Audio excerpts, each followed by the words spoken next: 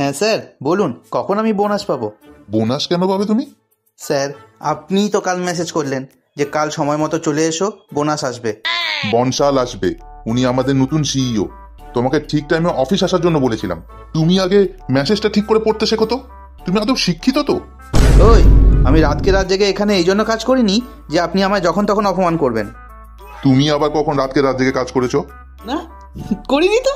সেটাই তো বললাম, আমি রাতকে রাত জেগে এই জন্য কাজ করিনি। আপনি বোধহয় শুনতে ভুল করেছেন। Set up. শুনতে ভুল করেছেন। একটা কাজ যদি তোমার দ্বারা হতো, ক্লায়েন্ট কমপ্লেন করছে তোমার নামে। কি কমপ্লেন? এক তো প্রজেক্ট টাইমে শেষ করনি, তারপর আবার ক্লায়েন্টকে আজে বাজে কথা বলেছো। আমি আবার কি বললাম ক্লায়েন্টকে? তুমি ক্লায়েন্টকে ছাগল বলেছো। হা, আমি ওনাকে ছাগল বলিনি। আমি জিজ্ঞেস করেছি আপনি কি ছাগল নাকি। উনি না বলতে পারতেন আমায়, কিন্তু সেটা না করে আমার দিকে তাকিয়েছিল। ওনার মনে পাপ আছে স্যার। শালা তোর গুষ্টি শুদ্ধ। ইচ্ছে করছে তোকে লাথি মেরে কোম্পানি থেকে বার করে দিই।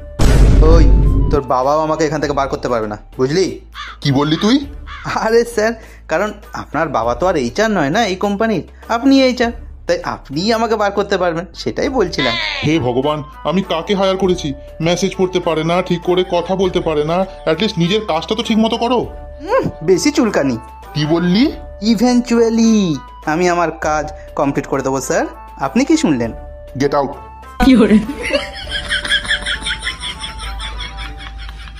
আমাদের এই ভিডিওটা ভালো লাগলে কাইন্ডলি লাইক, সাবস্ক্রাইব আর শেয়ার করবেন।